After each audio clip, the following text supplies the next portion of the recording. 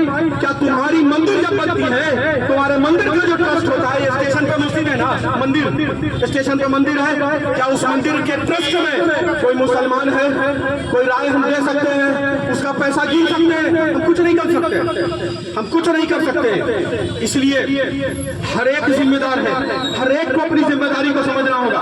अब बिहार को समझिए, बिहार को मैं थोड़ी सी गर्मी लाऊंगा आपको, नारा लगाएंगे इनकलाब आएगा।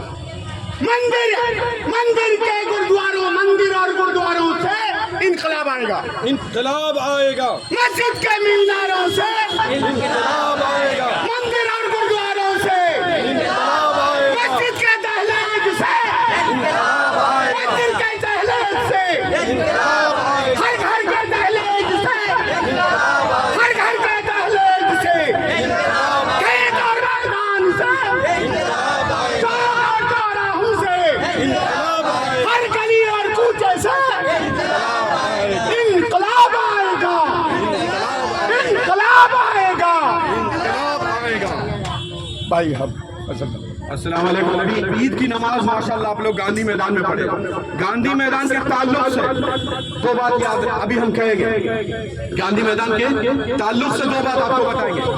गांधी मैदान पे अगर आप लोगों को याद हो तो आप पहले नमाज किस तरफ पढ़ते थे? बीच में से एक सड़क जाती है ना, स्टेट बैंक से लेकर के पीछे आदर्श थाना, गांधी मैदान, वहां तक एक रोड जाती है, लाल रोड, बीच में आप नमाज पहले दाहिनी तरफ पढ़ा करते थे, याद है आपको? कोई ईद की नमाज पढ़े गांधी मैदान में हैं? दाहिनी तरफ पढ़ते थे कि नहीं पढ़ते थे? अब ये बताओ कि नमाज बाई तरफ क्यों हो रही है? नमाज बाई तरफ क्यों हो रही है गांधी मैदान में? गांधी जी का मूर्ति बना दिया, कौन बनवा? ये सरकार कौन है? ये सरकार कौन है? नीतीश कुमार, ये पलटू, नालंदा का पलटू है ये। अगर हम आपको बता दें नीतीश कुमार, ये नालंदा का पलटू जो है, इसके मुंह में दांत नहीं है, इसके पेट में दांत है। इसने, इस नीतीश कुमार ने अपने दोनों छातियों से बीजेपी और आरएसएस को बिहार में दूध पिलाने का काम किया। इस नीतीश कुमार ने अपनी दोनों छातियों से, याद रखिएगा बात को, अपनी दोनों छातियों से बीजेपी और आरएसएस को इस बिहार के अंदर में दूध पिलाने का अगर किसी ने काम किया है तो उसका नाम नीतीश कुमार है, उसका नाम नीतीश कुमार है। इसको याद रखिए, इसकी हरकत को समझिए। तो बड़े शातिराना अंदाज में इसने गांधी मैदान के दाहिनी तरफ क्या बना दिया? मूर्ति बना दिया। और बिना बोले आपकी आधे गांधी मैदान में अब नमाज नहीं होती है।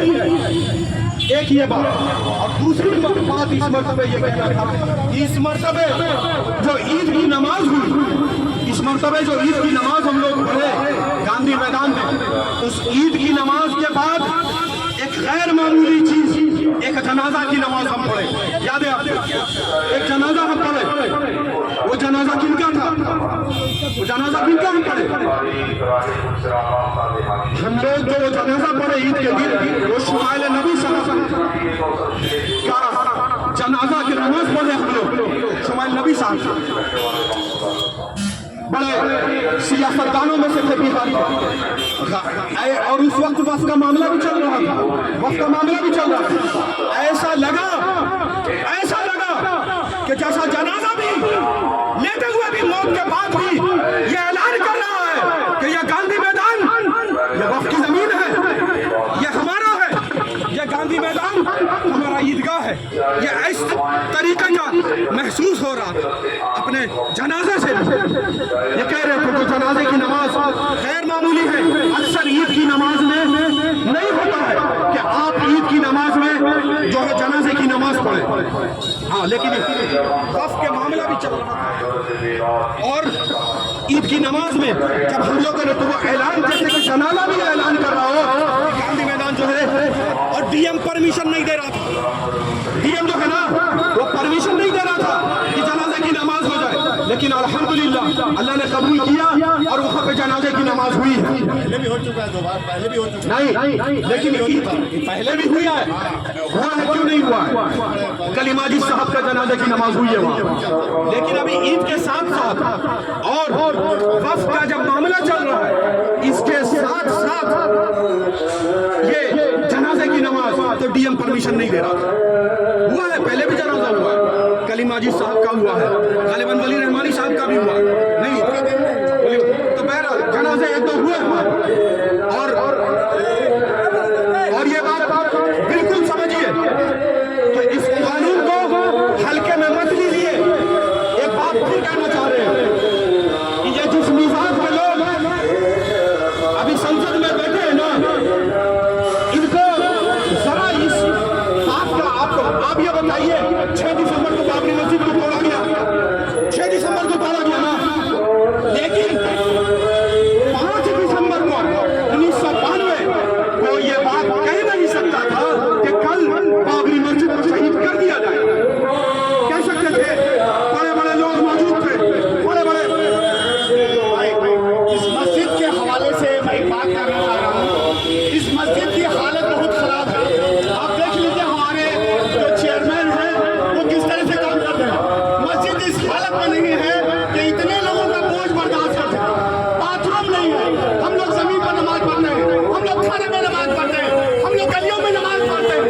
इसलिए आप सब आवाज उठाइए कि जो भी इसके चेयरमैन है इरशादुल्लाह साहब करें, तुरंत एक बेहतरीन मस्जिद का फाउंडेशन डाले। ये लोग सोए हुए हैं, 3 महीने से इमाम को सैलरी नहीं दी जा रही। हमारा सैलरी, हमारा पेंशन अगर 1 हफ्ता रुक जाता है तो हम परेशान हो जाते हैं।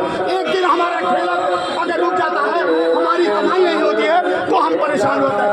इमाम बेचारे को क्या मिलता है? 3 महीने से सैलरी नहीं मिलेगी। मस्जिद की हालत खराब है, क्रैक्स आ रहे हैं। ये आप लोगों को जागरूक मैं कर रहा हूँ। आवाज उठाइए, अपने अपने मोबाइल में डालिए और इसको चेयरमैन इरशादुल्लाह साहब तक पहुँचाइए कि तुरंत एक एकदम नायाब मस्जिद यहाँ पर बने जो पूरे हिंदुस्तान के लिए एक मिसाल हो। जी, तो जहाँ हम लोग हुकूमत को भला बुरा कहते हैं, वहीं पर हम लोग को थोड़ा काम करने की भी जरूरत है। जहाँ ये मस्जिद में आप नमाज पढ़ने आते हैं, हजारों नमाजी यहाँ पर नमाज पढ़ने के लिए आते हैं।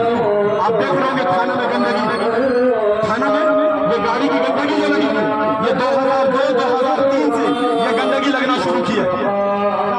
यहाँ तक गंदगी को चढ़ाए कि इमाम साहब के मुंह तक देखिएगा तो गाड़ी 3 तल्ला चढ़ी।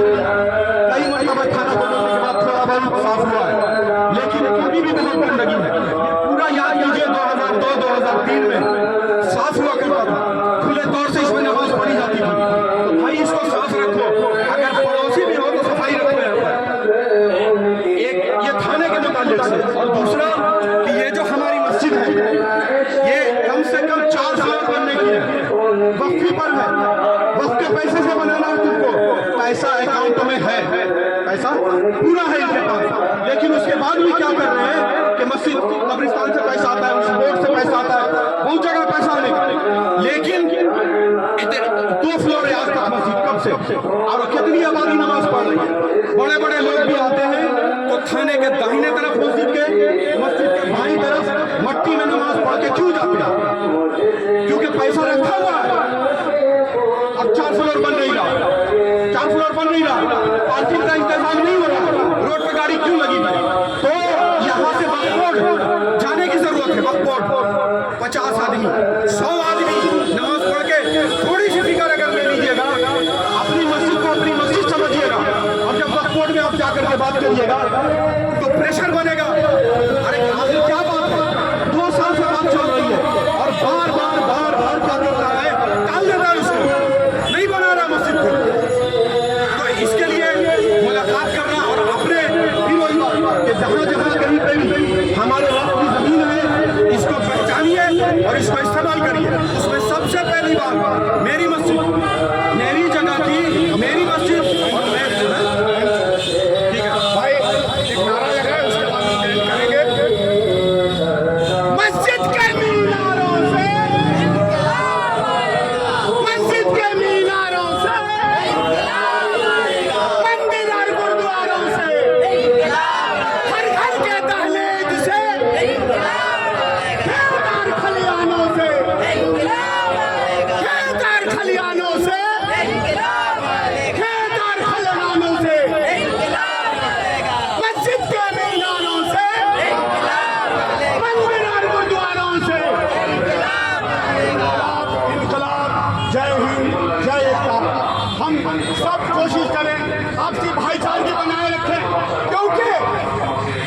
अभिषेक शर्मा आपका, कितने फॉरवर्ड कास्ट के, रमेश कुमार आपका, प्रज्ञा मिश्रा की, कितने जर्नलिस्ट हैं आपके लिए लड़ रहे हैं, जो कोई धर्म को नहीं मानता, गुरु राठी आपके लिए लिख रहा है। ना मालूम कितने ही एमपी, कितने ही सांसद आपके लिए बोल रहे हैं, हर पार्टी के। इसलिए हौसला को बुलंद रखिए और देश की एकता को मजबूत कीजिए, हमारे कॉम्युनल हार्मोनी को मजबूत कीजिए। जय हिंद, जय एकता।